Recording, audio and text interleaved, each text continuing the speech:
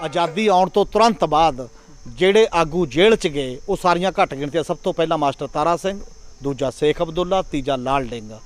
ਤਿੰਨੋਂ ਇਸ ਦੇਸ਼ ਦੀਆਂ ਵੱਡੀਆਂ ਘੱਟ ਗਿਣਤੀਆਂ ਸੀ। ਆਜ਼ਾਦੀ ਤੋਂ ਤੁਰੰਤ ਬਾਅਦ ਇਹਨਾਂ ਨੇ ਕੁਰਬਾਨੀਆਂ, ਇਸ ਲਈ ਉੱਥੇ ਇਤਰਾਜ਼ ਬੜਾ ਸ਼ੁਰੂ ਤੋਂ ਹੀ ਰਿਹਾ। ਪਰ ਹੁਣ ਆਉਂਦੇ ਆਉਂਦੇ ਇਹ ਤਾਂ ਸੰਘੀ ਦੱਬੀ ਜਾ ਰਹੀ ਹੈ, ਜਿੰਨਾ ਕੁ ਵੀ ਮਾੜਾ ਮੋਟਾ ਹੈ ਉਹਨੂੰ ਵੀ। ਉਹਦੇ ਪਿੱਛੇ ਕਾਰਨ ਇਹ ਹੈ ਉਸੀ ਕਾਰਪੋਰੇਟ ਇਕਨੋਮੀ ਦਾ, ਇਕਨੋਮਿਕਸ ਦਾ, ਕਿਉਂਕਿ ਹੁਣ ਸਰਕਾਰਾਂ ਨਹੀਂ ਕੰਮ ਕਰਦੀਆਂ, ਹੁਣ ਕਾਰਪੋਰੇਟ ਉਹਨੂੰ ਮੂਹਰੇ ਲਾ ਕੇ ਕੰਮ ਕਰਵਾਉਂਦਾ ਹੈ। ਉਹ ਕਹਿੰਦਾ ਮੇਰੇ ਲਈ ਫਾਇਦੇਮੰਦ ਇਹ ਚੀਜ਼ ਹੈ, ਤੁਸੀਂ ਆਹ ਗੱਲ ਕਰੋ, ਮੇਰੇ ਲਈ ਹੈ। ਜਿਵੇਂ ਹੁਣ ਬਿਜਲੀ ਦਾ ਸਵਾਲ ਹੈ, ਇਹਦੇ ਪਿੱਛੇ ਕੀ ਦਲੀਲ ਹੋ ਸਕਦੀ ਹੈ? ਕ੍ਰਾਸ ਸਬਸਿਡੀ ਦਾ ਇੱਕ ਕਨਸੈਪਟ ਹੈ ਕਿ ਜਿਹੜਾ ਗਰੀਬ ਬੰਦਾ ਹੈ ਉਹਨੂੰ ਘੱਟ ਚਾਰਜ ਲਾ ਦਿਓ, ਅਤੇ ਜਿਹੜਾ ਥੋੜ੍ਹਾ ਜਿਹਾ ਅਮੀਰ ਹੈ ਉਹਨੂੰ ਜ਼ਿਆਦਾ ਲਾ ਦਿਓ। ਕਮਰਸ ਦਾ ਰੇਟ ਜ਼ਿਆਦਾ ਕਰ ਦਿਓ, ਉਦਯੋਗ ਦਾ ਜ਼ਿਆਦਾ ਕਰ ਦਿਓ, ਅਤੇ ਘਰ ਦਾ ਘੱਟ ਕਰ ਦਿਓ। ਹਰ ਘਰ ਦੇ ਘਰੇਲੂ ਬੰਦੇ ਨੂੰ ਮੁਕਾਬਲਤਨ ਸਸਤੀ ਬਿਜਲੀ ਮਿਲਦੀ ਹੈ। ਫਿਰ ਸਰ ਇਹ ਤੋਂ ਬਾਅਦ ਕਹਿੰਦੇ ਨੇ ਬਰਾਬਰ ਦਿਓ। ਜੇ ਬਰਾਬਰ ਕਰਤਾ ਤਾਂ ਬਹੁਤ ਲੋਕਾਂ ਨੂੰ ਆਪਦੇ ਕਨੈਕਸ਼ਨ ਘਟਾਉਣੇ ਪੈ ਜਾਣ। ਉਹਨਾਂ ਨੂੰ ਇੰਨਾ ਕਿਸਾਨ ਪੱਖੀ ਕਿਵੇਂ ਕਹਿ ਰਹੇ ਨੇ, ਕਿਸ ਤਰੀਕੇ ਨਾਲ ਕਹਿ ਰਹੇ ਨੇ, ਉਹਦੇ 'ਚ 2-3 ਪੁਆਇੰਟ ਹੀ ਨੇ ਜਿਹੜੇ ਉਹਨਾਂ ਨੇ ਕਹੇ।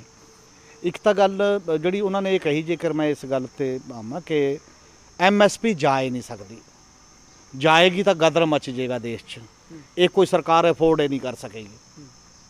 ਇਹ ਹੁਣ ਉਹਨਾਂ ਦੀ ਭਾਵਨਾ ਹੋ ਸਕਦੀ ਹੈ, ਕਾਨੂੰਨੀ ਤੌਰ 'ਤੇ ਤਾਂ ਨਹੀਂ ਨਾ, ਉਹ ਇਹ ਤਾਂ ਨਹੀਂ ਦਾਅਵਾ ਕਰ ਰਹੇ ਕਿ MSP ਇਹਦੇ ਨਾਲ ਨਹੀਂ ਜਾਏਗੀ ਵੀ ਇਹ ਤਾਂ ਗਦਰ ਮੱਚ ਜਾ। ਗਦਰ ਤਾਂ ਫਿਰ ਕਿਸੇ ਦਾ ਗਦਰ ਤਾਂ ਮੱਚਿਆ ਇੱਥੇ ਜੰਮੂ ਕਸ਼ਮੀਰ ਸਟੇਟ ਤੋੜ ਕੇ ਉਹਨਾਂ ਨੇ ਯੂਨੀਅਨ ਟੈਰੀਟਰੀ ਬਣਾਤੀ, ਕਿਹੜਾ ਗਦਰ ਹੋ ਗਿਆ? 20 ਫਸਲਾਂ ਤਾਂ ਕੋਈ ਖਰੀਦਦਾ ਹੀ ਨਹੀਂ ਹੈ। MSP ਤੋਂ ਕੀ ਕਰਾਉਣਾ? MSP ਦੇ ਨਾਲ ਖਰੀਦ ਦੀ ਗਰੰਟੀ ਦਾ ਕੁਐਸਚਨ ਹੈ, ਜਿਹੜਾ ਅਜੇ ਤੱਕ ਕੋਈ ਦਾਅਵਾ ਨਹੀਂ ਕਰ ਪਾ ਰਿਹਾ ਕਿ ਨਹੀਂ ਜੀ ਇਹ ਰਹੇਗੀ, ਉਹ ਰਹੇਗੀ। ਹਾਂ, ਲੋਕ ਅੰਦੋਲਨ ਕਰਨਗੇ, ਉਹ ਰਹੇਗੀ, ਉਹ ਤਾਂ ਇੱਕ ਅਲੱਗ ਸਵਾਲ ਹੈ, ਉਹ ਕੋਈ ਦਲੀਲ ਨਹੀਂ ਹੈ। ਦੂਜੀ ਗੱਲ ਇਹ ਹੈ ਕਿ ਜਿਹੜੀ ਇਹ ਕਹੀ ਜਾ ਰਹੀ ਹੈ ਕਿ ਜਿਹੜਾ ਕੰਟਰੈਕਟ ਫਾਰਮਿੰਗ ਹੈ, ਵੀ ਮੈਂ ਤਾਂ ਬਹੁਤ ਦੇਰ ਤੋਂ ਕਹਿੰਦਾ ਆ ਰਿਹਾ, ਪਹਿਲੀ ਵਾਰ ਕੰਟਰੈਕਟ ਫਾਰਮਿੰਗ ਹੋ ਰਹੀ ਹੈ। ਕਿਸਾਨ ਨੂੰ ਮੌਕਾ ਮਿਲਿਆ ਕਿ ਉਹ ਕਾਨੂੰਨੀ ਹੱਕ ਹੈ ਉਹਦੇ ਕੋਲ ਆ ਗਿਆ ਕਿ ਕਿਸੇ ਨਾਲ ਕੰਟਰੈਕਟ ਕਰਕੇ ਕਾਨੂੰਨੀ ਹੱਕ ਆ ਗਿਆ। ਪਰ ਆਮ ਦੁਨੀਆ ਦੇ ਵਿੱਚ ਇੱਕ ਕਾਮਨ ਸੈਂਸ ਦਾ ਸਵਾਲ ਹੈ ਕਿ ਕੰਟਰੈਕਟ ਜਾਂ ਸਮਝੌਤਾ ਜਾਂ ਇੱਕ ਆਪਸਦਾਰੀ ਕਿ ਬਰਾਬਰ ਦੇ ਲੋਕਾਂ ਦੇ ਵਿੱਚ ਨਿਭਦੀ ਹੈ, ਬਹੁਤ ਵੱਡੇ ਤੇ ਛੋਟੇ ਦੇ ਵਿੱਚ ਨਹੀਂ। ਇੱਕ ਕਾਰਪੋਰੇਟ ਕੰਪਨੀ ਨਾਲ ਤੇ ਇੱਕ 2, 2.5, 5 ਏਕੜ ਵਾਲੇ ਕਿਸਾਨ ਦਾ ਜਿਹੜਾ ਕੰਟਰੈਕਟ ਹੈ, ਜਦੋਂ ਕੰਪਨੀ ਮੁੱਕਰਦੀ ਹੈ ਤਾਂ ਕਿਸਾਨ ਮੁਕੱਦਮੇਬਾਜ਼ੀ 'ਚ, ਜਿਹਦੇ 'ਚ ਸਰਕਾਰ ਵੀ ਇਨਵੋਲਵ ਹੁੰਦੀ ਹੈ। ਗੰਨੇ ਦੇ ਵਿੱਚ ਸਾਡਾ ਕੰਟਰੈਕਟ ਹੁੰਦਾ ਹੈ, ਗੰਨੇ ਦੀ ਜਿਹੜੀ ਫਸਲ ਹੈ, ਸਾਲ ਦੀ ਫਸਲ ਹੈ, ਫਾਰਮਰ ਦੇ ਵਿੱਚ ਕੰਟਰੈਕਟ ਹੈ ਗੰਨੇ ਦੇ ਨਾਲ। ਉਹਦੇ 'ਚ ਮਤਲਬ ਉਹ ਜਿਹੜਾ ਸ਼ੂਗਰ ਕੇਨ ਕੰਟਰੋਲ ਆਰਡਰ ਇੱਕ ਜਾਰੀ ਕੀਤਾ ਗੌਰਮੈਂਟ ਆਫ ਇੰਡੀਆ ਨੇ, ਉਹ ਆਰਡਰ 1966 ਦਾ 1966 ਤੋਂ ਲੈ ਕੇ ਹੁਣ ਤੱਕ ਆਉਂਦੇ ਹੋਏ ਨਾਲ ਦੀ ਨਾਲ ਉਹਦੇ 'ਚ ਇੱਕ ਧਾਰਾ ਵੀ ਦਰਜ ਕੀਤੀ ਹੋਈ ਹੈ ਵੀ ਜੇ ਸਮੇਂ 'ਤੇ ਪੇਮੈਂਟ ਨਾ ਕਰਨ ਮਿਲਣਾ 15 ਦਿਨਾਂ ਦੇ ਅੰਦਰ, 14 ਦਿਨਾਂ ਦੇ ਅੰਦਰ ਅੰਦਰ, ਤਾਂ 15% ਵਿਆਜ ਨਾਲ ਪੈਸਾ ਦੇਣਾ ਪਏਗਾ। ਔਰ ਜੇ ਉਹ ਫਿਰ ਵੀ ਪੈਸਾ ਨਹੀਂ ਦਿੰਦੇ ਤਾਂ ਡਿਪਟੀ ਕਮਿਸ਼ਨਰ ਤੇ ਕੇਨ ਕਮਿਸ਼ਨਰ ਦੀ ਇਹ ਜ਼ਿੰਮੇਵਾਰੀ ਹੈ ਕਾਨੂੰਨੀ ਤੌਰ 'ਤੇ ਕਿ ਉਹਨਾਂ ਦੀ ਜ਼ਮੀਨ ਜਾਇਦਾਦ ਪ੍ਰਾਪਰਟੀ ਕੁਰਕ ਕਰਕੇ ਕਿਸਾਨ ਨੂੰ ਪੈਸਾ ਦਬਾਉਣਾ ਹੈ। ਇਸ ਦੇਸ਼ ਦੇ ਵਿੱਚ ਹਰ ਸਾਲ ਕਿਸਾਨ ਮੌਕੇ 'ਤੇ ਤਾਂ ਮਿਲਿਆ ਹੀ ਕਦੇ ਨਹੀਂ, ਕਦੇ ਸਾਲ ਬਾਅਦ, ਕਦੇ 2 ਸਾਲ ਬਾਅਦ, ਕਦੇ 5 ਸਾਲ ਬਾਅਦ ਮਿਲਦਾ ਰਿਹਾ। ਵਿਆਜ ਦਾ ਤਾਂ ਸਵਾਲ ਹੀ ਪੈਦਾ ਨਹੀਂ ਹੁੰਦਾ। ਅਤੇ ਜਿਹਦੇ 'ਚ ਗੌਰਮੈਂਟ ਖੜੀ ਹੋਈ ਹੈ, ਜਿਹੜੇ ਐਗਰੀਮੈਂਟ 'ਚ ਗੌਰਮੈਂਟ ਦਾ ਆਰਡਰ ਹੈ, ਜੇ ਉਹ ਓਨਰ ਨਹੀਂ ਮਿਲਣਾ ਤਾਂ ਤੁਸੀਂ ਕਰਾ ਸਕਦੇ, ਤਾਂ ਜਿਹੜਾ ਕੱਲਾ ਸਮਝੌਤਾ ਕਿਸਾਨ ਤੇ ਕਾਰਪੋਰੇਟ ਦੇ ਵਿੱਚ ਹੋਏਗਾ ਉਹਨੂੰ ਕੌਣ ਕਰਾਏ? ਤੁਹਾਡੇ ਸਾਹਮਣੇ ਹੈ, ਰਾਜ ਤਾਂ ਉੱਥੇ ਵੀ ਕਾਰਪੋਰੇਟ ਹੈ। ਇੱਕ ਬਲੈਕ ਦੇ ਗੋਡਾ ਰੱਖ ਕੇ ਮਾਰਿਆ, ਟਰੰਪ ਨੂੰ 3 ਦਿਨ ਭੋਰੇ 'ਚ ਛੁਪਣਾ ਪਿਆ, ਤੇ ਅੱਜ ਤੱਕ ਪੁਲਿਸ ਮਾਫੀਆ ਮੰਗ ਰਹੀ ਹੈ। ਬੁਰਾ ਹਾਲ ਹੈ, ਸਾਰੇ ਲੋਕ ਸੜਕਾਂ 'ਤੇ ਨੇ ਕਰੋਨਾ ਦੇ ਬਾਵਜੂਦ। ਜੇ ਸਾਡੇ ਲੋਕ ਵੀ ਇਸ ਤਰ੍ਹਾਂ ਦਾ ਏਕਾ ਕਰਕੇ ਆਉਣਗੇ ਤਾਂ ਵਿਡਰਾ ਕਰਨਾ ਪਊਗਾ, ਹੋਰ ਕੋਈ ਚਾਰਾ ਹੀ ਨਹੀਂ ਹੈ। ਅੱਜ ਆਪਾਂ ਗੱਲਬਾਤ ਕਰਾਂਗੇ ਜਿਹੜੇ ਭਾਰਤ ਸਰਕਾਰ ਵੱਲੋਂ 3 ਆਰਡੀਨੈਂਸ ਲਿਆਂਦੇ ਗਏ ਨੇ, ਉਹਨਾਂ ਦੇ ਕਿਸ ਤਰ੍ਹਾਂ ਦੇ ਪ੍ਰਭਾਵ ਪੈਣੇ ਨੇ ਪੂਰੇ ਦੇਸ਼ ਦੀ ਅਰਥ ਵਿਵਸਥਾ ਤੇ, ਪੂਰੇ ਦੇਸ਼ ਦੀ ਕਿਸਾਨੀ ਤੇ ਆਮ ਲੋਕਾਂ ਦੇ ਉੱਪਰ। ਤੇ ਸਾਡੇ ਨਾਲ ਨੇ ਅੱਜ ਉੱਘੇ ਪੱਤਰਕਾਰ ਸਰਦਾਰ ਹਮੀਰ ਸਿੰਘ ਜੀ, ਸਵਾਗਤ ਹੈ ਸਰ। ਜੀ ਸ਼ੁਕਰੀਆ। ਹਮੀਰ ਸਿੰਘ ਜੀ, ਪਿਛਲੇ ਦਿਨੀ ਜੇ ਆਪਾਂ 3 ਆਰਡੀਨੈਂਸਾਂ ਦੀ ਗੱਲ ਕਰੀਏ, ਗੱਲਬਾਤ ਸ਼ੁਰੂ ਕਰਨ ਤੋਂ ਪਹਿਲਾਂ ਮੈਂ ਦੱਸਣਾ ਚਾਹਾਂਗਾ, ਜਿਹੜੇ ਉੱਘੇ ਅਰਥ ਸ਼ਾਸਤਰੀ ਨੇ ਸਰਦਾਰਾ ਸਿੰਘ ਜੋਹਲ ਜੀ, ਉਹਨਾਂ ਨੇ ਕਿਹਾ ਕਿ ਜਿਹੜੇ 3 ਆਰਡੀਨੈਂਸ ਨੇ ਇਹ ਕਿਸਾਨ ਪੱਖੀ ਨੇ, ਲੋਕ ਪੱਖੀ ਨੇ। ਲੋਕਾਂ ਨੇ ਇਹਦਾ ਚੰਗੀ ਤਰ੍ਹਾਂ ਇਸ ਨੂੰ ਘੋਖਿਆ ਵਰਖੇ ਨਹੀਂ, ਬਿਨਾਂ ਵੇਖੇ ਜਾਖੇ ਤੋਂ ਇਸ ਦੇ ਉੱਪਰ ਬਿਆਨ ਦਾਗਣੇ ਸ਼ੁਰੂ ਕਰ ਦਿੱਤੇ ਗਏ ਨੇ। ਤੁਸੀਂ ਕੀ ਕਹਿਣਾ ਚਾਹੁੰਦੇ ਹੋ? ਵੈਸੇ ਤਾਂ ਆਮ ਲੋਕਾਂ ਨੇ ਬਿਆਨ ਨਹੀਂ ਦਾਗੇ, ਇਹ ਵੀ ਅਰਥ ਸ਼ਾਸਤਰੀਆਂ ਨੇ ਦਾਗੇ ਨੇ, ਜਿੰਨੇ ਬੰਦਿਆਂ ਨੇ ਲਿਖੇ ਨੇ। ਸਾਡੇ ਹੀ ਮਤਲਬ ਜੌਹਲ ਸਾਹਿਬ ਦੇ ਕਈ ਸਟੂਡੈਂਟਾਂ ਨੇ ਵੀ ਲਿਖੇ ਹੋਣਗੇ ਉਹੋ ਜਿਹੇ ਆਰਟੀਕਲ, ਉਹਨਾਂ ਦੇ ਪੜ੍ਹਾਇਆ ਨੇ ਕਿ ਖਿਲਾਫ ਹੈ ਉਹਦੇ। ਔਰ ਈਵਨ ਜਿੰਨੇ ਵੀ ਪ੍ਰੀਤਮ ਸਿੰਘ ਨੇ ਆਕਸਫੋਰਡ 'ਚ ਪੜ੍ਹਾਉਂਦੇ ਨੇ, ਪ੍ਰੋਫੈਸਰ ਪ੍ਰੀਤਮ ਸਿੰਘ, ਸੁੱਚਾ ਸਿੰਘ ਗਿੱਲ ਨੇ, RS ਘੁੰਮਣ ਨੇ, ਸੁਖਪਾਲ PAU 'ਚ ਨੇ, ਕਿੰਨੇ ਲੋਕ ਨੇ ਜਿਹੜੇ ਮਤਲਬ ਜਿਨ੍ਹਾਂ ਨੇ ਲਿਖਿਆ ਕਿ ਇਹ ਆ ਉਹਦੇ ਪਿੱਛੇ ਰੀਜਨ ਨੇ। ਐਵੇਂ ਨਹੀਂ ਹੈ ਵੀ ਇਕੱਲਾ ਅਰਥ ਸ਼ਾਸਤਰੀ, ਇੱਕ ਕਿਸਾਨ ਦੀ ਵੀ ਆਪਣੀ ਸਿਆਣਪ ਹੁੰਦੀ ਹੈ, ਇਕੱਲੇ ਅਰਥ ਸ਼ਾਸਤਰੀਆਂ ਦਾ ਵੀ ਸਵਾਲ ਨਹੀਂ ਹੁੰਦਾ, ਇੱਕ ਵਿਜ਼ਡਮ ਹੁੰਦੀ ਹੈ ਨਾ। ਹਰ ਬੰਦੇ ਨੂੰ ਤਾਂ ਪਤਾ ਹੀ ਲੱਗਦਾ ਕਿ ਮੇਰਾ ਕੀ ਇਹਦਾ ਅਸਰ ਮੇਰੇ ਤੇ ਪੈ ਰਿਹਾ। ਪਰ ਜੇਕਰ ਉਹਨਾਂ ਤਿੰਨਾਂ ਆਰਡੀਨੈਂਸਾਂ ਦੀ ਗੱਲ ਕਰੀਏ ਔਰ ਲੋਕਾਂ ਨੂੰ ਇਹੀ ਸਮਝ ਨਹੀਂ ਆਉਂਦੀ, ਜਿਹਦੇ 'ਚ ਮੈਂ ਵੀ ਉਹ ਮਤਲਬ ਸ਼ਾਮਲ ਉਸ ਨੇ ਕਿ ਜੌਹਲ ਸਾਹਿਬ ਉਹਨਾਂ ਨੂੰ ਇੰਨਾ ਕਿਸਾਨ ਪੱਖੀ ਕਿਵੇਂ ਕਹਿ ਰਹੇ ਨੇ, ਕਿਸ ਤਰੀਕੇ ਨਾਲ ਕਹਿ ਰਹੇ ਨੇ। ਉਹਦੇ 'ਚ 2-3 ਪੁਆਇੰਟ ਹੀ ਨੇ ਜਿਹੜੇ ਉਹਨਾਂ ਨੇ ਕਹੇ। ਇੱਕ ਤਾਂ ਗੱਲ ਜਿਹੜੀ ਉਹਨਾਂ ਨੇ ਇਹ ਕਹੀ, ਜੇਕਰ ਮੈਂ ਇਸ ਗੱਲ 'ਤੇ ਆਵਾਂ ਕਿ MSP ਜਾ ਹੀ ਨਹੀਂ ਸਕਦੀ, ਜਾਏਗੀ ਤਾਂ ਗਦਰ ਮਚ ਜਾਏਗਾ ਦੇਸ਼ 'ਚ, ਇਹ ਕੋਈ ਸਰਕਾਰ ਅਫੋਰਡ ਹੀ ਨਹੀਂ ਕਰ ਸਕੇਗੀ। ਇਹ ਹੁਣ ਉਹਨਾਂ ਦੀ ਭਾਵਨਾ ਹੋ ਸਕਦੀ ਹੈ, ਕਾਨੂੰਨੀ ਤੌਰ 'ਤੇ ਤਾਂ ਨਹੀਂ ਨਾ, ਉਹ ਇਹ ਤਾਂ ਨਹੀਂ ਦਾਅਵਾ ਕਰ ਰਹੇ ਕਿ MSP ਇਹਦੇ ਨਾਲ ਨਹੀਂ ਜਾਏਗੀ ਵੀ ਇਹ ਤਾਂ ਗਦਰ ਮੱਚ ਜਾ। ਗਦਰ ਤਾਂ ਫਿਰ ਕਿਹਦਾ ਗਦਰ ਤਾਂ ਮੱਚਿਆ ਇੱਥੇ ਜੰਮੂ ਕਸ਼ਮੀਰ ਸਟੇਟ ਤੋੜ ਕੇ ਉਹਨਾਂ ਨੇ ਯੂਨੀਅਨ ਟੈਰੀਟਰੀ ਬਣਾਤੀ, ਕਿਹੜਾ ਗਦਰ ਹੋ ਗਿਆ, ਕੀ ਹੋ ਗਿਆ ਜੀ। ਔਰ MSP ਇਹ ਤੋਂ ਪਹਿਲਾਂ ਕੇਵਲ ਪੰਜਾਬ, ਹਰਿਆਣੇ ਤੇ ਪੱਛਮੀ ਯੂਪੀ 'ਚ ਹੀ MSP ਤੇ ਖਰੀਦ ਹੋ ਰਹੀ ਹੈ, ਬਾਕੀ ਸਾਰੇ ਦੇਸ਼ 'ਚ ਗਦਰ ਤਾਂ ਮੱਚਿਆ ਨਹੀਂ। ਬਾਕੀ ਸਾਰੀਆਂ ਫਸਲਾਂ ਤਾਂ ਕਣਕ ਝੋਨੇ ਤੋਂ ਇਲਾਵਾ ਬਾਕੀ ਸਾਰੀਆਂ ਫਸਲਾਂ ਕਿਹੜੇ ਰੇਟ ਤੇ ਖਰੀਦੀਆਂ ਜਾਂਦੀਆਂ ਨੇ ਸਭ ਨੂੰ ਪਤਾ। ਔਰ ਇੱਕ ਮੈਂ ਜੌਹਲ ਸਾਹਿਬ ਦੀ ਇਹ ਵੀ ਪੋਸਟ ਪੜ੍ਹੀ ਜਿਹੜੇ ਉਹ ਕਹਿੰਦੇ ਨੇ ਵੀ MSP ਦਾ ਐਲਾਨ ਦਾ ਮਤਲਬ ਹੈ ਗੌਰਮੈਂਟ ਦੀ ਕਮਿਟਮੈਂਟ। ਔਰ ਮੈਂ ਆਪਣੀ ਲੋਕ ਲਹਿਰ ਜਿਹੜੀ ਬਣਾਈ ਹੋਈ ਆ ਉਹਨਾਂ ਨੂੰ ਕਹਿਣਾ ਕਿ ਤੁਸੀਂ DCਆਂ ਨੂੰ ਮੰਗ ਪੱਤਰ ਦਿਓ ਕਿ ਬਾਕੀ ਫਸਲਾਂ ਦਾ ਵੀ ਪੂਰਾ ਰੇਟ ਦਿਓ।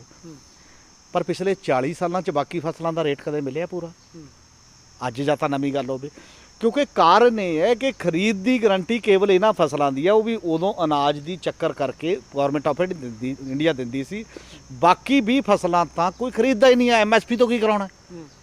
MSP ਦੇ ਨਾਲ ਖਰੀਦ ਦੀ ਗਰੰਟੀ ਦਾ ਕੁਐਸਚਨ ਹੈ ਜਿਹੜਾ ਅਜੇ ਤੱਕ ਕੋਈ ਦਾਅਵਾ ਨਹੀਂ ਕਰ ਪਾ ਰਿਹਾ ਕਿ ਨਹੀਂ ਜੀ ਇਹ ਰਹੇਗੀ, ਉਹ ਰਹੇਗੀ। ਹਾਂ, ਲੋਕ ਅੰਦੋਲਨ ਕਰਨਗੇ, ਉਹ ਰਹੇਗੀ, ਉਹ ਤਾਂ ਇੱਕ ਅਲੱਗ ਸਵਾਲ ਹੈ, ਉਹ ਕੋਈ ਦਲੀਲ ਨਹੀਂ ਹੈ। ਦੂਜੀ ਗੱਲ ਇਹ ਹੈ ਕਿ ਜਿਹੜੀ ਇਹ ਕਹੀ ਜਾ ਰਹੀ ਹੈ ਕਿ ਜਿਹੜਾ ਕੰਟਰੈਕਟ ਫਾਰਮਿੰਗ ਹੈ, ਵੀ ਮੈਂ ਤਾਂ ਬਹੁਤ ਦੇਰ ਤੋਂ ਕਹਿੰਦਾ ਆ ਰਿਹਾ, ਪਹਿਲੀ ਵਾਰ ਕੰਟਰੈਕਟ ਫਾਰਮਿੰਗ ਹੋ ਰਹੀ ਹੈ, ਕਿਸਾਨ ਨੂੰ ਮੌਕਾ ਮਿਲਿਆ ਕਿ ਉਹ ਕਾਨੂੰਨੀ ਹੱਕ ਹੈ ਉਹਦੇ ਕੋਲ ਆ ਗਿਆ ਕਿ ਕਿਸੇ ਨਾਲ ਕੰਟਰੈਕਟ ਕਰਕੇ ਕਾਨੂੰਨੀ ਹੱਕ ਆ ਗਿਆ।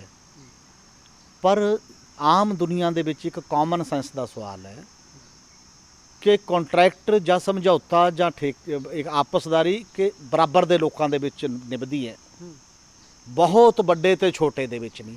ਇੱਕ ਕਾਰਪੋਰੇਟ ਕੰਪਨੀ ਨਾਲ ਤੇ ਇੱਕ 2, 2.5, 5 ਏਕੜ ਵਾਲੇ ਕਿਸਾਨ ਦਾ ਜਿਹੜਾ ਕੰਟਰੈਕਟ ਹੈ, ਜਦੋਂ ਕੰਪਨੀ ਮੁੱਕਰਦੀ ਹੈ ਤਾਂ ਕਿਸਾਨ ਮੁਕੱਦਮੇਬਾਜ਼ੀ 'ਚ ਕੀ ਕਰ ਲੇਗਾ? ਉਹਦੀ ਹੈਸੀਅਤ ਹੈ।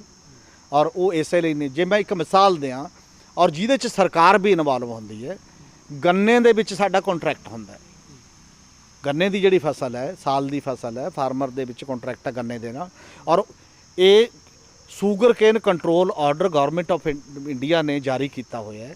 ਉਹਦੇ 'ਚ ਮਤਲਬ ਉਹ ਜਿਹੜਾ ਸ਼ੂਗਰ ਕੇਨ ਕੰਟਰੋਲ ਆਰਡਰ ਇੱਕ ਜਾਰੀ ਕੀਤਾ ਹੈ ਗਵਰਨਮੈਂਟ ਆਫ ਇੰਡੀਆ ਨੇ, ਉਹ ਆਰਡਰ 1966 ਦਾ ਹੈ। 1966 ਤੋਂ ਲੈ ਕੇ ਹੁਣ ਤੱਕ ਆਉਂਦੇ ਹੋਏ ਨਾਲ ਦੀ ਨਾਲ ਉਹਦੇ 'ਚ ਇੱਕ ਧਾਰਾ ਵੀ ਦਰਜ ਕੀਤੀ ਹੋਈ ਹੈ ਵੀ ਜੇ ਸਮੇਂ 'ਤੇ ਪੇਮੈਂਟ ਨਾ ਕਰਨ ਮਿਲਣਾ 15 ਦਿਨਾਂ ਦੇ ਅੰਦਰ, 14 ਦਿਨਾਂ ਦੇ ਅੰਦਰ ਤਾਂ 15% ਵਿਆਜ ਨਾਲ ਪੈਸਾ ਦੇਣਾ ਪਏਗਾ। ਔਰ ਜੇ ਉਹ ਫਿਰ ਵੀ ਪੈਸਾ ਨਹੀਂ ਦਿੰਦੇ ਤਾਂ ਡਿਪਟੀ ਕਮਿਸ਼ਨਰ ਤੇ ਕੇਨ ਕਮਿਸ਼ਨਰ ਦੀ ਇਹ ਜ਼ਿੰਮੇਵਾਰੀ ਹੈ ਕਾਨੂੰਨੀ ਤੌਰ ਤੇ ਕਿ ਉਹਨਾਂ ਦੀ ਜ਼ਮੀਨ ਜਾਇਦਾਦ ਪ੍ਰਾਪਰਟੀ ਕੁਰਕ ਕਰਕੇ ਕਿਸਾਨ ਨੂੰ ਪੈਸਾ ਦਿਵਾਉਣਾ ਹੈ।